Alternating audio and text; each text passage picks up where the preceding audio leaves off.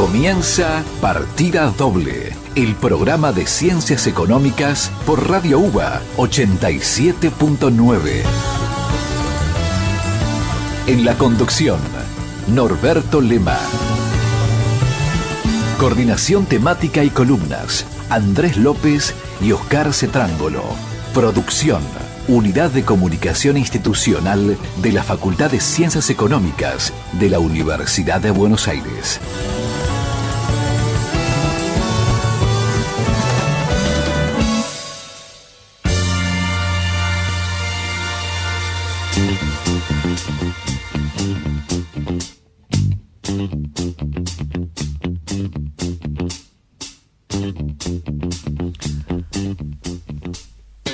Buenas noches, este es Partida Doble, el programa de la Facultad de Ciencias Económicas de la Universidad de Buenos Aires.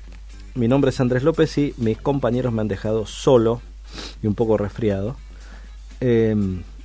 Norberto Lema está recorriendo las rutas argentinas y Oscar Cetrángolo está en el viejo continente, más exactamente en España, combinando un poco de trabajo y placer.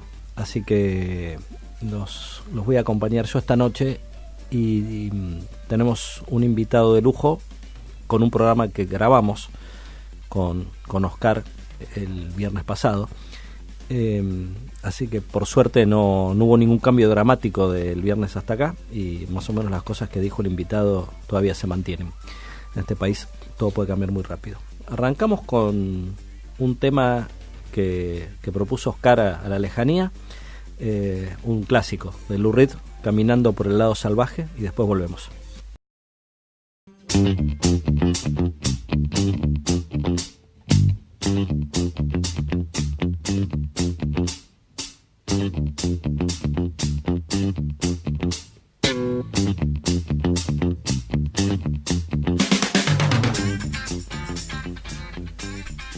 Aquí estamos, luego de haber escuchado a Lou Reed, Caminando por el lado salvaje, de Walkside, y la economía argentina siempre camina por el lado salvaje. Poniéndome en sociólogo de café, la sociedad argentina en general camina por el lado salvaje, pero limitándome a lo que desconozco menos, la economía siempre anda por ese terreno. Siempre tenemos muchas cosas para hablar. Y nuestro invitado de hoy, que como dije va a aparecer en una grabación que le hicimos el viernes pasado, es Martín Rapetti, quien hoy dirige el programa de desarrollo económico de CIPEC y es director de nuestra maestría en economía y además profesor de macroeconomía 2 en la facultad, además de egresado de nuestra casa. Como ustedes saben, Martín es un experto en temas de macro y desarrollo y obviamente una palabra autorizada para discutir los acontecimientos recientes que todos conocemos y también por supuesto para adelantar alguna idea de lo que podemos esperar con relación a la evolución de la macro argentina en los meses que vienen y en función por supuesto del acuerdo con el FMI. Entonces les propongo que escuchemos lo que charlamos con Martín y luego volvemos con el programa para la tanda de mitad de programa. Acá estamos grabando, cosa que no es muy habitual, una charla con Martín Rapetti porque nuestro colega Oscar se nos está yendo de viaje y entonces para aprovechar la oportunidad de hablar con Martín vinimos aquí a CIPEC, donde es director del programa de desarrollo económico. Martín además es profesor nuestro de macroeconomía 2 y director de la maestría en economía, aparte de exalumno de la facultad y uno de los principales expertos en temas de macro y desarrollo de la Argentina, y la casualidad da que hay un pequeño problema en la macro, así que es muy útil hablar con él sobre cómo ve el panorama, ¿no? Y no sé si quizás podemos arrancar de el diagnóstico, ¿no? De cómo llegamos acá, aparte de darte las gracias por darnos un rato de tu tiempo. Es un placer como siempre. Llegamos acá en una situación en la que, digamos, teníamos una macro en la que el sector público era muy deficitario, lo sigue siendo, lo que cambió esencialmente es la estructura del financiamiento de ese sector público, de pasar del sector privado que estaba pagando mucho impuesto inflacionario y vía represión financiera también lo financiaba. Ahora pasamos a un sector público que consigue buena parte de su financiamiento en el resto del mundo, financiamiento externo.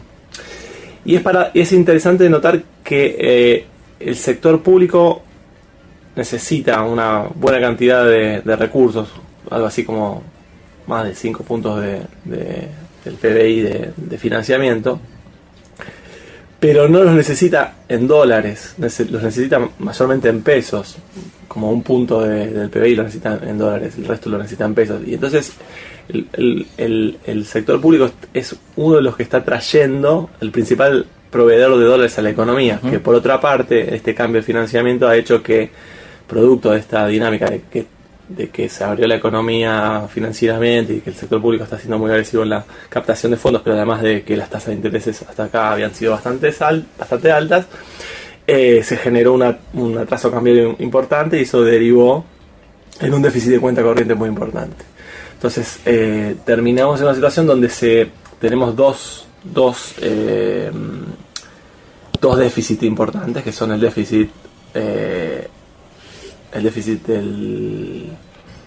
del sector público y el déficit de cuenta corriente. Esas dos son los dos grandes talones de Aquiles de la economía, los dos talones que la hacen vulnerable a la economía. Y bueno, eso generó, en un contexto de cambios a nivel internacional, que es que se hicieron más atractivos los bonos en Estados Unidos, generó un vuelo hacia la calidad, como le dicen los economistas, y se restó financiamiento a los países emergentes. Y Argentina fue más afectada porque tenía más vulnerabilidades que el resto de los países emergentes. Y después se combinaron seguramente unos ingredientes muy idiosincráticos y casuísticos, que bueno, que el impuesto a las LEVAC por parte de los extranjeros, el lío en el Senado, en el Congreso en torno a las tarifas, etcétera, etcétera. Ahora, ¿cuánto hay de estas vulnerabilidades eran heredadas, ¿no? En buena medida, o en parte eran heredadas? El atraso cambiario existía, pero no se corrigió, digamos. O sea, que digamos, a ver, quiero decir, hubo mucha más voluntad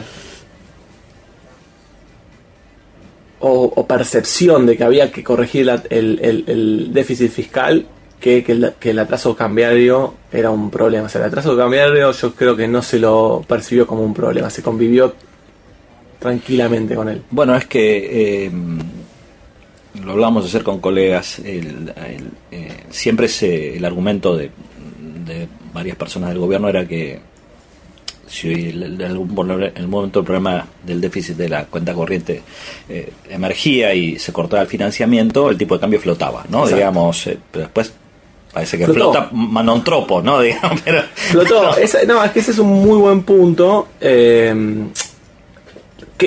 ¿Cómo definimos crisis, no? Eso es completamente subjetivo y no hay una definición comúnmente aceptada. Lo que está claro es que con flotación cambiaria, y estaba claro antes de este episodio, con flotación cambiaria puedes tener ajustes muy abruptos. Y digamos, entonces la flotación cambiaria es buena, mucho mejor que un tipo de cambio fijo para este tipo de situaciones, pero no te protege completamente de tener que hacer ajustes bruscos. Y esto se vincula con el debate sobre si la política que ha seguido en particular el Banco Central, creo, ¿no? Ha sido la apropiada. Me refiero tanto a la de largo plazo como la que ejecutó en estas últimas semanas. ¿Cómo ves ese tema? Bueno, hay dos cosas. Yo creo que en el mundo se concibe que el que controla la inflación es el Banco Central.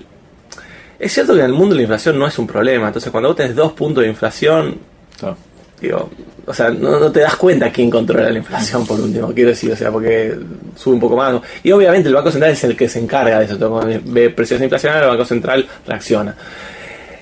acá es, digamos, bajar inflaciones como esta es bien complicada. Esto lo hemos aprendido de nuestros profesores que realmente son de los máximos expertos internacionales en materia inflacionaria. Acá podemos pasar una larga lista, pero mencionemos, por hacerle un homenaje a quienes nos han enseñado, a Daniel Heyman, Roberto Frenkel, José Luis Machinea, Pablo Berchunov, me estoy olvidando. Bueno, y digo, aunque no fueron profesores nuestros, hay gente que lo ha tratado, como Carlos Rodríguez, digo, gente que yo no sigo de esa tradición, pero digo, gente que lo ha estudiado, Carlos Rodríguez, Roque Fernández, ¿no? El mismo Domingo Cavallo, gente que ha estudiado mucho ese tema. Julio Olivera, ni hablar, claro. Lo que pasa es que Julio Olivera trabajó más inflaciones, inflaciones como estas, y no tanto programas de desinflación, claro, ¿no? O sea, pero Mario Brothers, me estoy olvidando, bueno, ni hablar, Juan Zurril, ¿no? Digamos, una gran cantidad de gente que ha estudiado mucho. Porque ha sido un campo fértil para... Ha sido un campo fértil, exacto. O sea, digamos, muchos experimentos macroeconómicos. Cuando los argentinos van a estudiar afuera y ven que hay tanto macroeconomistas, y bueno, porque hay tanto episodio macroeconómico para estudiar. Bueno, entonces, me desvié como me suele ocurrir, pero lo que quería decir es que lo que sabemos, o lo que, bueno, algunos creemos saber, es que inflaciones de este tipo son muy difíciles de bajar, más difíciles que las muy altas, porque las muy altas, como siguen en general a un solo precio, como que parece ese precio para la inflación, que es el tipo de cambio típicamente. Las inflaciones moderadas, en la jerga de Heyman, como esta, son más complejas, mucho más complejas de bajar. Y ahí realmente no alcanza solamente con el Banco Central. Entonces ahí me parece que hay un error de diagnóstico del gobierno en general, pero ciertamente me parece que la conducción del Banco Central aceptó el reto y se siente cómodo con que son ellos solos los que bajan la inflación. Entonces yo me acuerdo porque creo que todos nosotros comprendimos la dificultad que asumía esta nueva administración, pero pasados 2 años y monedas, y habiendo discutido a lo largo de estos 2 años y monedas, me parece que ya es hora de decir algunas cosas. Cuando muchos de nosotros decíamos, mirá que es difícil pensar que solamente el Banco Central y con la tasa de interés vas a bajar la inflación de este tipo, y a la velocidad que vos creés que la vas a poder bajar, mucha gente se nos reía, pero que estás atrasado, el mundo de la inflación es el del Banco Central. Bueno, creo que hay evidencia, por lo menos para que podemos seguir estando equivocados los que decíamos esto, pero para moderar el entusiasmo de quienes creían que eso era posible. Entonces me parece que, pero ya ves incluso, digamos, en el fragor de la batalla la semana pasada aparecieron income policies, ¿no? Políticas de ingresos. Sí, o sea, bueno, dos meses de parate de la nafta, no la vamos a aumentar. Entonces, digo, cuando las papas queman aparece la heterodoxia desinflacionaria, ¿no?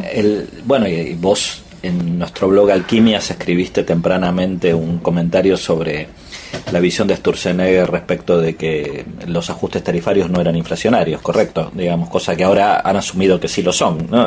Bueno, ahí creo que hubo 2 errores en el diagnóstico de la conducción del Banco Central, que uno fue que los precios en el momento en que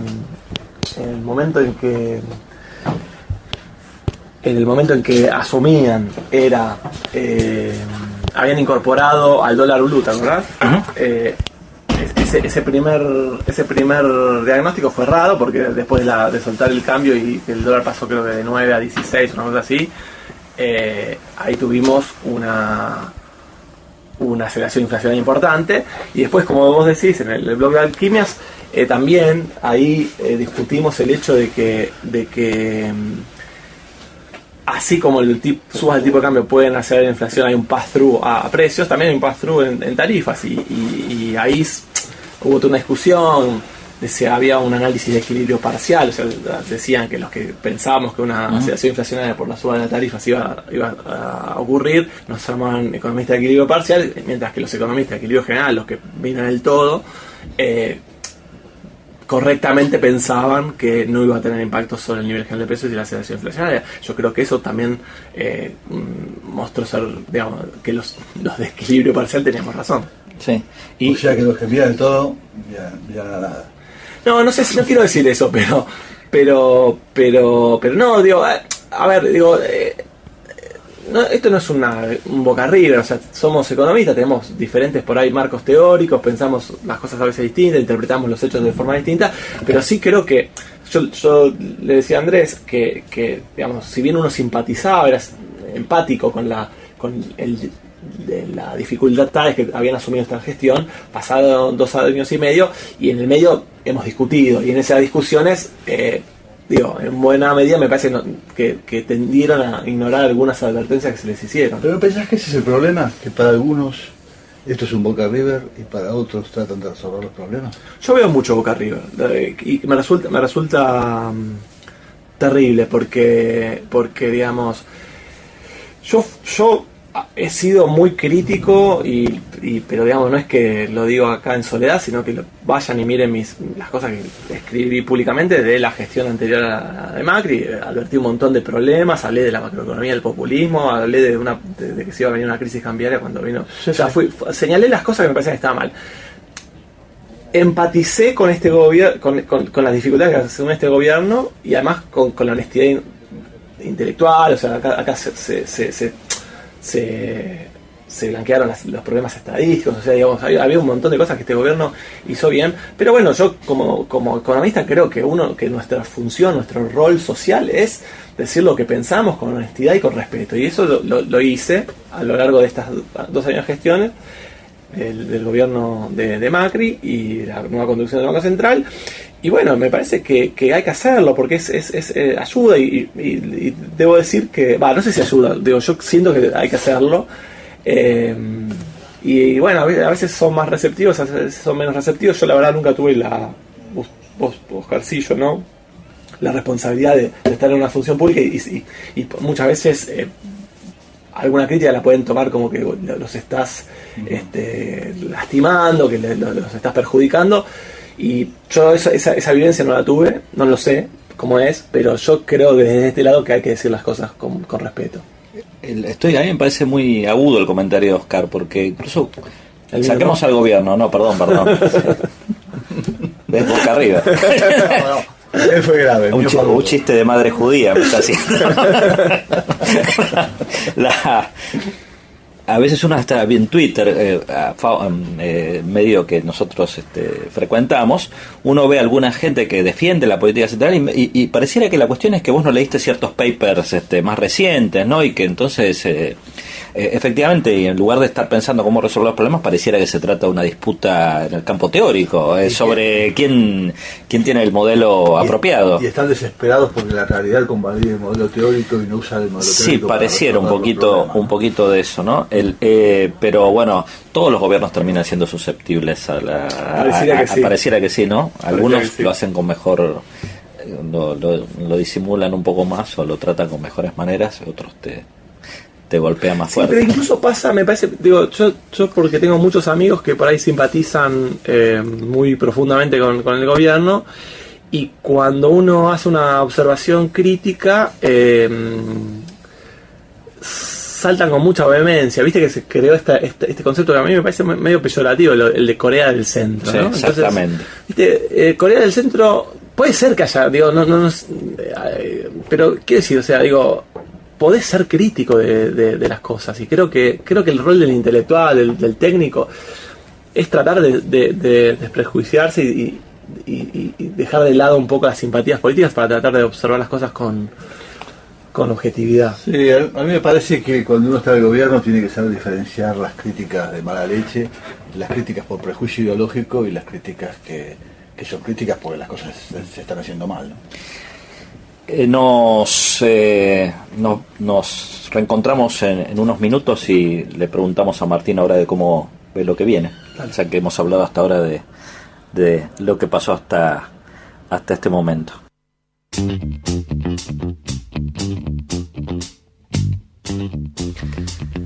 Escuchamos la primera parte del reportaje a Martín Rapetti, que balanceadamente creo refiere a cambios en el contexto internacional, a problemas heredados, pero también a cuestiones a debatir en lo que hace a la gestión de la política pública, y creo que justamente, como decía Martín, es un deber ineludible de de un espacio como este como tantos otros del ámbito académico, que es discutir abiertamente los problemas sin que nadie se ofenda.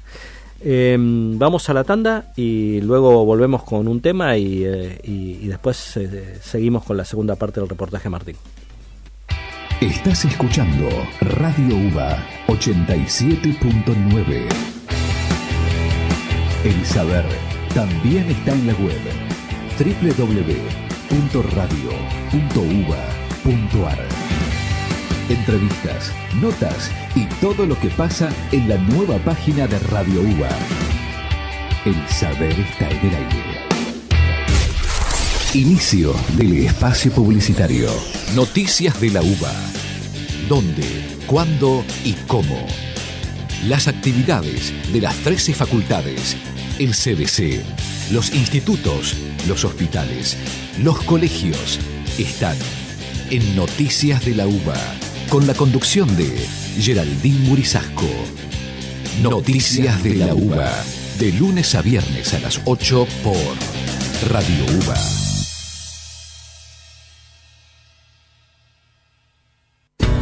Media Pila, el programa del Colegio Nacional de Buenos Aires en su segunda temporada. Noticias, invitados, entrevistas y toda la información del colegio conducido por sus alumnos. Media Pila, segunda temporada. El magazine que te acompaña de 16 a 17 en Radio UBA. ¿Necesitas saber los principales títulos del día? De lunes a viernes, de 18 a 20, Carlos El Pato Méndez y Teresa Focaracio te actualizan la jornada en la vuelta informativa de la radio de la Universidad de Buenos Aires. datauba.com, a un clic de tu dial.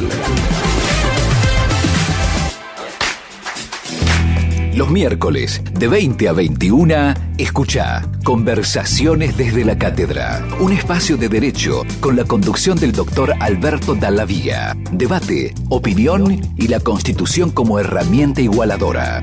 Conversaciones desde la Cátedra, todos los miércoles a las 20 por Radio UBA 87.9. Fin del espacio publicitario.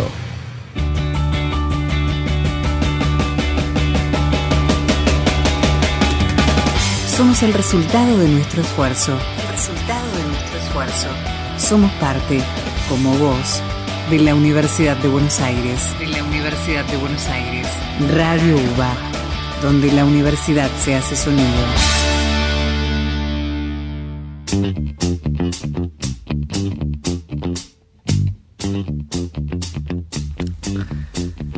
Antes de ir a la segunda parte del reportaje, vamos a pasar un tema que en este caso elegí yo, y un poco metafóricamente sobre el acuerdo con el FMI, al menos en la visión de quienes creen que es algo que puede ayudar a sobrellevar la coyuntura. Hay gente que tiene una opinión distinta, pero digamos, para ese primer público, el tema Bridge over Troubled Water, Puente sobre aguas turbulentas, otro clásico también de Simon & Garfunkel, que en este caso una versión en vivo mucho mejor que la de demasiado edulcorada original. Es una metáfora, creo, apropiada. Veremos si el puente resiste a las aguas turbulentas o no. Mientras tanto, escuchamos a Paul Simon cantar en Concert in the Park en vivo, Puente sobre aguas turbulentas. Y luego volvemos para aquí.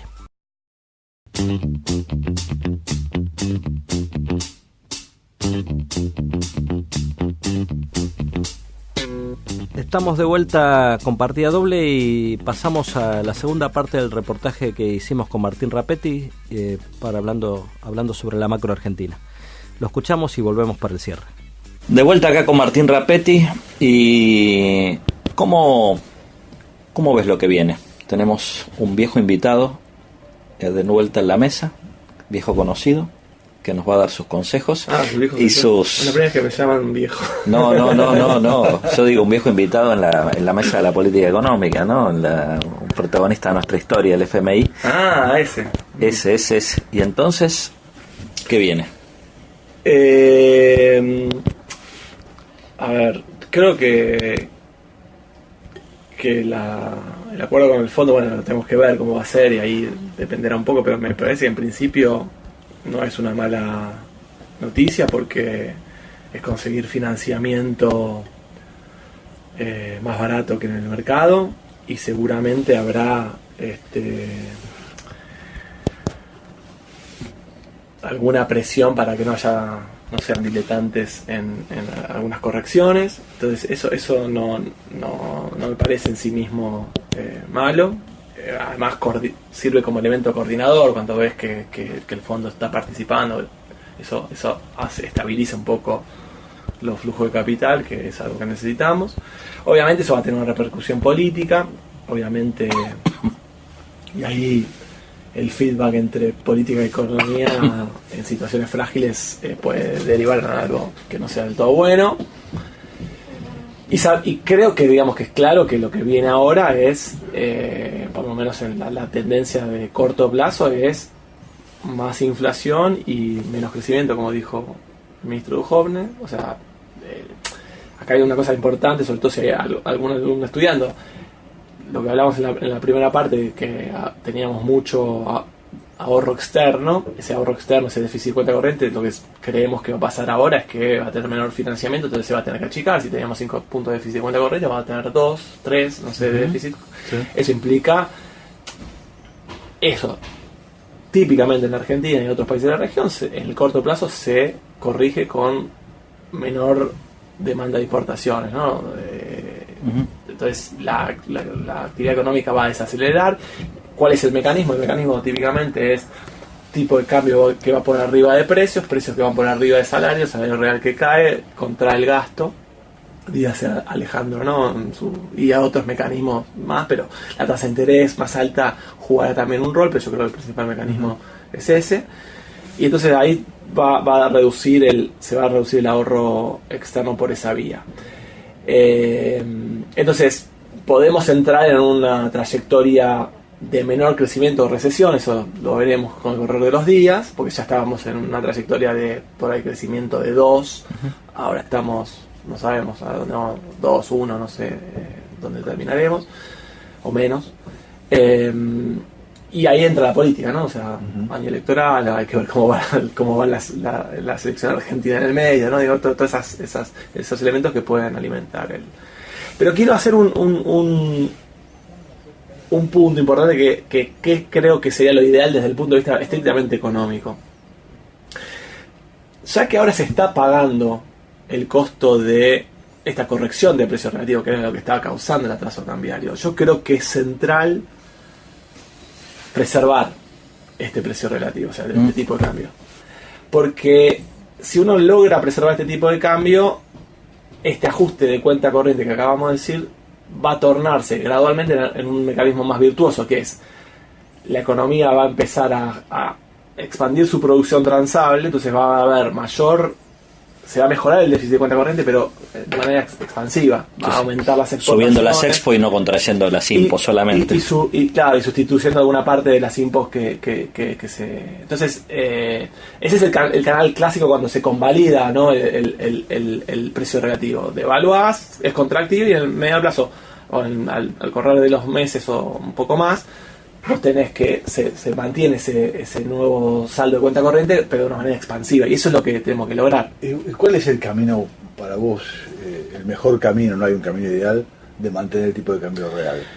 Porque hay un miedo de que se enamoren del 25 ahora, ¿no? Sí, sí. Y el tema es de qué manera es mejor salir del 25. Pero vos decís... con la inflación, la inflación... Bueno, es que ahí yo creo que hoy la prioridad de la política macroeconómica es seguir con el tema fiscal y preservar este tipo de cambio real o algo parecido. ¿Qué es seguir con el tema fiscal? Perdóname, me tocaste... Bueno, no sé, vos sabés más de eso. Pero ¿seguir bajando impuestos? No, bueno, digamos, es corregir el déficit. Que ahí te digo una cosa que ya la dije, ya me animé a decirlo, que suena muy herética, pero me parece que, dado este contexto, y el gobierno tiene que transitoriamente usar más impuesto inflacionario. No sé. Bueno, el impuesto inflacionario es el que te da tiempo, ¿no?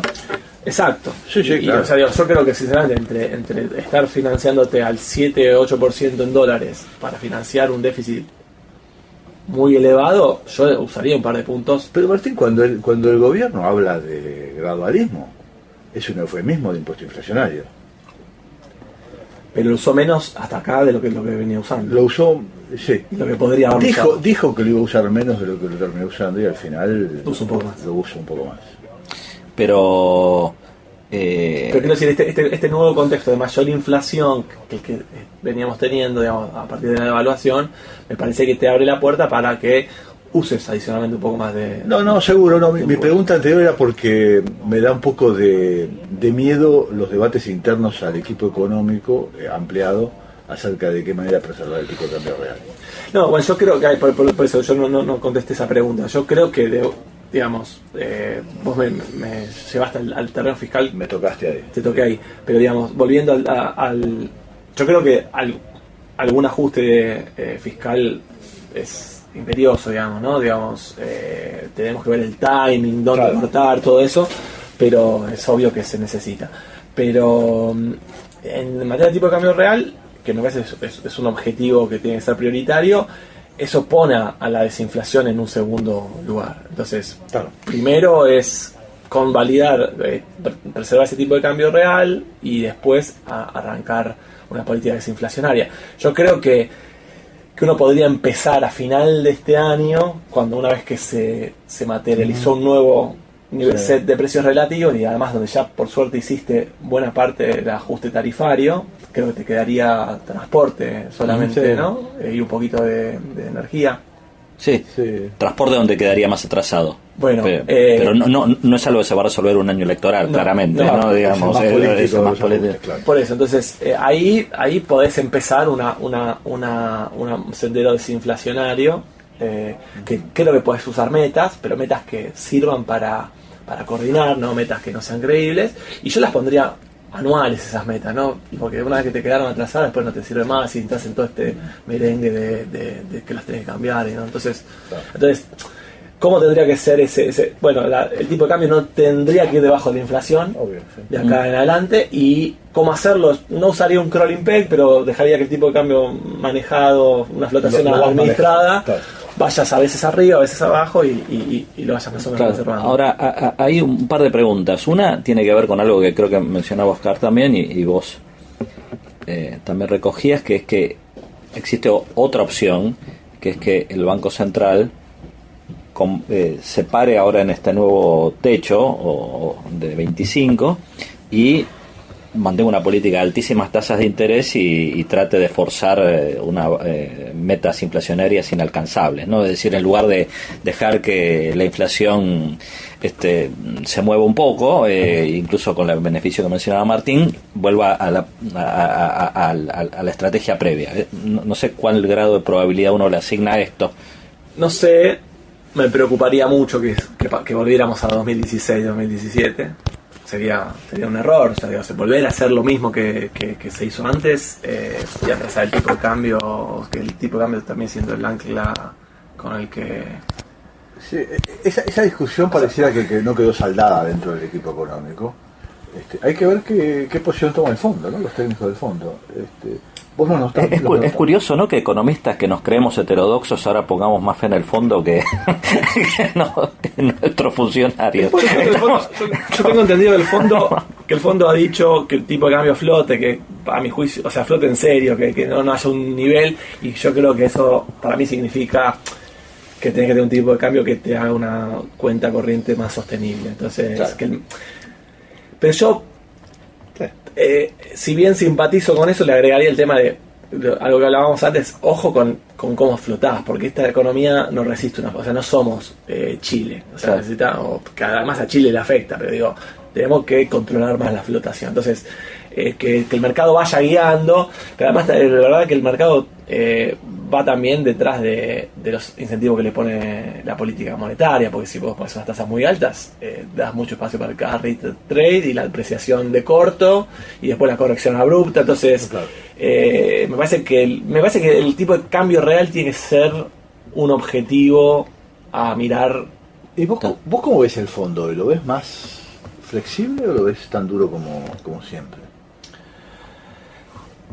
Yo creo que el fondo hizo una serie de aprendizajes, entre los cuales el capítulo Argentina fue uno de ellos, pero Europa fue más, porque está más cerca de ellos, digamos, o sea, porque creo que Christine Lagarde tiene una mirada más razonable de los problemas de ajuste en países en problemas. Me parece que Argentina, que la relación con Argentina fue traumática en el pasado, que hubo problemas, y creo que también que el, más allá del fondo, digamos, sino quienes lo manejan, ¿no? Digamos, los países que manejan, ven que Argentina es un gran aliado en la región, que si fracasa un gobierno, digamos, No, y que es el, con el que se es sienten el afín, caso más importante que tiene. Si se les cae Argentina... exacto, tiene un problema de reputación. Entonces yo creo que hay mucho incentivo para ayudarlo a Argentina y para no... Tal vez el fondo sea más rehén de Argentina que al revés hoy por hoy. ¿Más qué? Más rehén de Argentina que... Sí, creo que eso es verdad. Creo que eso es verdad. Entonces creo que eso, yo no creo que... Yo veo más bien optimista el acuerdo con el fondo que pesimista, pero... Ahora, Oscar te preguntaba por cómo preservar el tipo de cambio real, si esto supongamos que el gobierno toma nota de esta advertencia, y vos mencionaste el crawling peg, ¿no? O algo similar, en fin. Pero, ¿se puede hacer algo por el lado de los ingresos, que no sea solamente ingresos meaning salarios? ¿Qué querés decir? De los ingresos de los precios, de la política de ingresos, más de el estilo de decir durante 2 meses no vamos a aumentar el precio de la nafta. ¿Como se puede desinflacionaria? Sí. No, o de mantener el tipo de, porque el problema es decir cómo evitas que el pass-through te coma la devaluación en unos meses, ¿no? Y vuelvas al punto de inicio. Yo creo que es muy difícil desinflar mientras tenés que estar corrigiendo precios relativos. Lo más fácil es tener un set de precios relativos que te gusta y a partir de ahí empezar a desinflacionar. Ahora, a partir de esto es una discusión de hace 3 años. Sí. Perdimos 3 años. ¿Qué sé yo si perdimos 3 años?